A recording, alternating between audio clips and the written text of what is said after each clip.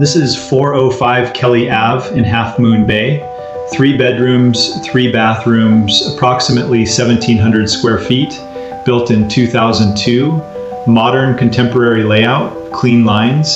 The beach a short distance away, but the outdoor space is what sets it apart. Large lot, outdoor fireplace, this kind of space that makes Half Moon Bay living actually feel like Half Moon Bay living. We prepped it, priced it where the market was, not where we wished the market was, and put it in front of qualified buyers.